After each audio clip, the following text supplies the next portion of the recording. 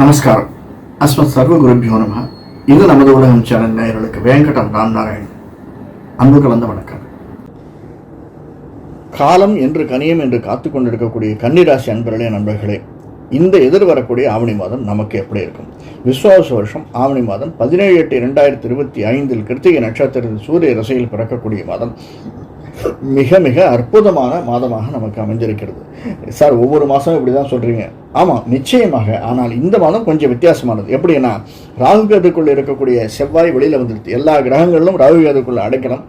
ஆனால் தற்போது போன மாதம் கடைசியிலேயே செவ்வாய் வெளியில் வந்துடுது. இந்த மாதம் சூரியன் ஒரு 15 தேதிக்கு மேலே வெளில வந்துடுறார். அது தவிர புதன் நம்முடைய சிம்மத்துக்கு வந்து கன்னிக்கு வரார். இப்படிப்பட்ட சூழ்நிலையில் பலன் பார்க்கறதுக்கு முன்னாடி கிரக பொசிஷன் பார்த்துக்கலாம். கன்னியில், அதாவது நம்முடைய ராசியில் செவ்வாய், கும்பத்தில் ராகு, மீனத்தில் சனி, ரிஷபத்தில் சந்திரன், மிதுனத்தில் சுக்கிரன், குரு, கடகத்தில் புதன், சிம்மத்தில் கேது, சூரியன். அந்த புதன் சிம்மத்துக்கு வந்து கடைசி வாரம் நம்முடைய வீட்டுக்கு கன்னிக்கு வரார். புதன் தன்னுடைய சொந்த வீட்டுக்கு வரதுனால நல்ல லாபத்தை தரக்கூடியதாக அமைந்திருக்கிறார். என்னென்ன லாபம் அப்படின்னா, பிரிந்தவர்கள் சேருதல் அப்படிங்கிறது. அது உறவினர்களாக இருக்கலாம், நண்பர்களாக இருக்கலாம். சேருவதற்கான கன்னிராசிக்காரர்களுக்கு சேருவதற்கான சாத்தியக்கூறுகள், அவர்கள் மூலம் நமக்கு நன்மைகள் வருவதற்கான சாத்தியக்கூறு. ஏன்னா அங்கேருந்து புதன் வரார் இல்லையா, 11ஆம் வீட்டிலேருந்து 12 வந்துட்டு நம்ம வீட்டுக்கு வரார். அதனால் அவர் வரக்கூடியவர்கள் நமக்கு நன்மையை தரக்கூடியவர்களாக அமைந்திருக்கும். ஒரு பார்ட்னர்ஷிப் அமைக்கலாம் சார். பிஸ்னஸாக இருந்தால் ஒரு பார்ட்னர்ஷிப் எக்ஸ்பான்ஷன் அமைக்கிறதுக்கு சாத்தியக்கூறுகள் நிறையா இருக்குது. 7ஆம் இடத்தில் இருக்கக்கூடிய சனி நம்மை பார்க்கிறார். அதெல்லாம் நான் இல்லைன்னு சொல்லவில்லை. 3ஆம் வீட்டுக்குடைய செவ்வாய் நம்ம வீட்டில் உட்காந்துருக்கார்.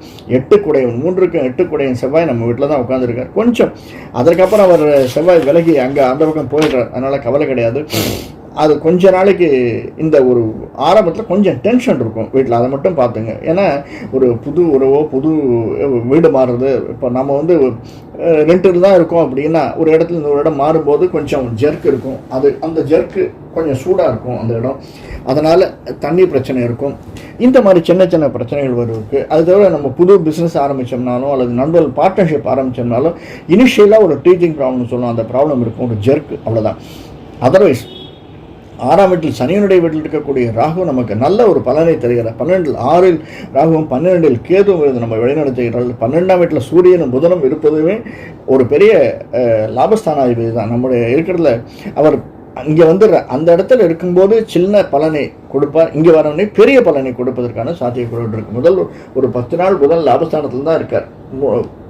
11ஆம் வீட்டில் இருக்கார். 10ஆம் வீட்டில் இருக்கக்கூடிய குருவும் சுக்கிரனும் புதனுடைய வீட்டில் தான் இருக்கார். அந்த குரு சுக்கிரன் 7ஆம் பார்வையாக 4ஆம் வீட்டை பார்க்கறதுனால அது குருவனுடைய வீடு தான், உபயராசி தான். அதனால் அந்த உபயராசியை பார்க்கும்போது நமக்கு நிலம், நீர், வாகனம் வாங்குவதற்கு சாத்தியக்கூறுகள் அதிகமாக இருக்குது. வீட்டிலே ஒரு சின்ன சின்ன சேஞ்சஸ் வருவதற்கு சாத்தியக்கூறுகள் இருக்குது சார்.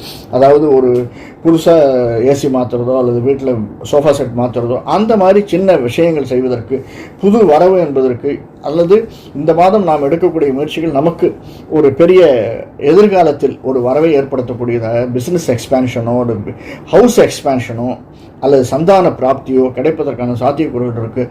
இந்த மாதம் நாம் எடுக்கக்கூடிய முயற்சிகள், அதாவது சாதாரணமாக சொன்னோம்னா அப்ளிகேஷன் போட்டால் தான் ஆர்டர் வரும்னு சொன்ன மாதிரி, இந்த மாதம் நாம் எடுக்கக்கூடிய முயற்சிகள் நமக்கு ஒரு டிரான்ஸ்ஃபர் கிடைக்கிறதுக்கோ அல்லது ப்ரமோஷன் கிடைக்கிறதுக்கோ, ஒரு இன்க்ரிமெண்ட் கிடைக்கிறதுக்கோ, நல்ல போனஸ் கிடைக்கிறதுக்கோ, இதெல்லாம் சாத்தியக்கூறுகள். எல்லாருக்கும் சாதாரண 20,000 ரூபா வருஷம் நம்முடைய முதலாளி கூட்டு சொல்லுவார், நீ நல்லா பண்ணிருக்க, உனக்கு நான் அதிகமாக தரலான்னு நினைக்கிறேன் அப்படின்னு. மேபி அந்த போனஸ் இன்னும் 2 மாதம் கழிச்சு வரலாம். ஆனால் அதற்கு நாம் இந்த மாதம் எடுக்கக்கூடிய முயற்சிகள் நல்லதொரு பலனை தரக்கூடியதாக அமைந்திருக்கிறது. அதனால் முயற்சியை கைவிடாதீர்கள். அதுவும் எஸ்பெஷலி சின்னத்திரை, பெரிய திரையில் நிழலும் இசையும் ஒளியும் சம்பந்தப்பட்டு இருக்கக்கூடிய துறையில் இருப்பவர்களுக்கு லாபஸ்தானத்தில் இருக்கக்கூடிய குரு சுக்கிரன் 10ஆம் இடத்துல மிதுனத்தில் ஒரு பெரிய அட்வான்டேஜ் நமக்கு. புதனுடைய வீட்டில் தான் இருக்கார். அந்த புதன் நம்முடைய சொந்த வீட்டுக்கு வரார். இதனால் நிச்சயமாக அந்த துறையில் இருப்பவர்களுக்கு, சின்னத்திரை, பெரிய திரை இருப்பவர்களுக்கு, இசை சம்பந்தப்பட்டவர்களுக்கு ஒரு பெரிய அவார்டு கிடைக்கிறதுக்கு கூட சான்சஸ் அதிகமாக இருக்குது சார். இந்த எழுத்தாளர்களுக்கு அவார்டு கிடைக்கிறதுக்கு நிறைய சான்சஸ் இருக்குது. பரிந்துரைகள் அப்படின்னு சொல்லுவாங்க இல்லையா, அரசியல்வாதிகள், ஆன்மீகவாதிகளுடைய தொடர்பு நமக்கு இன்னும் மேன்மையை தரக்கூடியதாக அமைந்திருக்கும். சார், இங்கேருந்து ஒரு டிரான்ஸ்ஃபரில் வெளியில் போயிடுறோம் சார், மெட்ராஸில் இருக்கவங்க திருச்சி, திருநெல்வேலின்னு போகிறாங்க. அவங்களுக்கு யாரை பிடிச்சி வர்றது? ஒரு அரசியல்வாதின்னு பிடிச்சி வரணும். அதுக்கு அரசியல்வாதி பிடிச்சி வருவதற்கு சாத்தியக்கூறுகள், நல்ல செயல், அவர்கள் நமக்கு ஹெல்ப் பண்ணுறதுக்கு சாத்தியக்கூறு நிறைய இருக்குது. அதே மாதிரி நமக்கு சின்ன சின்ன கஷ்டங்கள் அப்படின்னா ஆன்மீகவாதிகள்கிட்ட, நல்ல ஆன்மீகவாதிகள்கிட்ட போய் கேளுங்க, அவர்கள் அதற்கு பலன் சொல்லுவார்கள். அந்த பலனை எடுத்துக்கொண்டு நான் மூவ் பண்ணுறது அப்படிங்கிறது மிக மிக அற்புதமான ஒரு தருணம் சார். இந்த எதிர்வரக்கூடிய ஆவணி மாதம் பல விஷயங்களில், இது மட்டுமல்ல, விவசாயம் இல்லை, கலை இல்லை, டூரிசம் இல்லை, சினிமா துறை இல்லை, இசைத்துறை இல்லை, எந்த துறையாக இருந்தாலுமே கன்னிராசிக்காரர்களுக்கு நல்லதொரு ஏற்றமும் மாற்றமும் உண்டு என்பதில் சிறிதும் சந்தேகமில்லை. ஆனாலும் நாம் நம்முடைய குலதெய்வ, நம்மை படைத்தவனையும் நம்மை படைத்தவர்களையும் கொஞ்சம் கூட விட்டுறக்கூடாது. மூதாதையர்கள், அவர்களை நாம் நெக்லெக்ட் பண்ணக்கூடாது. முடிஞ்சால் ஒரு தரம் நம்முடைய மூதாதையர்கள் யாராவது இருந்தால், சித்தப்பா, பெரியப்பா, மாமா, இந்த மாதிரி யாராவது கொஞ்சம் ஊரில் இருந்தால் அவங்களுக்கு போய் ஒரு நமஸ்காரம் பண்ணிட்டு வருது அப்படிங்கிறது ரொம்ப மிக ஏற்றத்தை தரும். அதே மாதிரி நம்முடைய பெரியவர்களை, குருவை பார்க்கும்போது ஏதாவது அவர்களுக்கு யூஸ்ஃபுல்லான பொருளை வாங்கிட்டு போகிறது அப்படிங்கிறது ரொம்ப நல்லது. தேன் வாங்கிட்டு போகிறது, அந்த மாதிரி சுகர் வாங்கிட்டு போய் கொடுக்கறது, இப்படி மிக மிக ஏற்றத்தை தரக்கூடியதாக அமைந்திருக்கும். பழங்கள் வாங்கிட்டு போய் கொடுக்கறது, அதெல்லாம் நமக்கு ஒரு நல்ல செயலை தரக்கூடியதாக அமைந்திருக்கும். அதனால் நாம் நம்முடைய இஷ்டதெய்வ வழிபாடு, குலதெய்வ வழிபாடை விட்டுறாதீங்க. எந்த இடத்துலையா இருந்தாலும் முருகனையும், நமக்கு பிடித்த இஷ்டதெய்வ முருகமாக இருந்தாலும் பெருமாளாக இருந்தாலும் அவர்களை பிடித்து கொள்ளுங்கள். நிச்சயமாக நாம் செய்யக்கூடிய வழிபாடு, நம்முடைய செயல்கள், நல்ல எண்ணங்கள், இவையெல்லாம் நமக்கு நல்லதொரு மாற்றத்தை தரும் என்பது சிறிதும் சந்தேகமில்லை. வேறொரு காணொளியில் சந்திப்போம். நன்றி, வணக்கம். அதாவது நம்முடைய சேனலை சப்ஸ்கிரைப் பண்ணனா சப்ஸ்கிரைப் பண்ணிக்கோங்க, பெல் பட்டனை அழுத்துங்க. 2-3 பிரச்சனைகள் பேசியிருக்கோம், அதற்கு தீர்வையும் பேசியிருக்கோம்.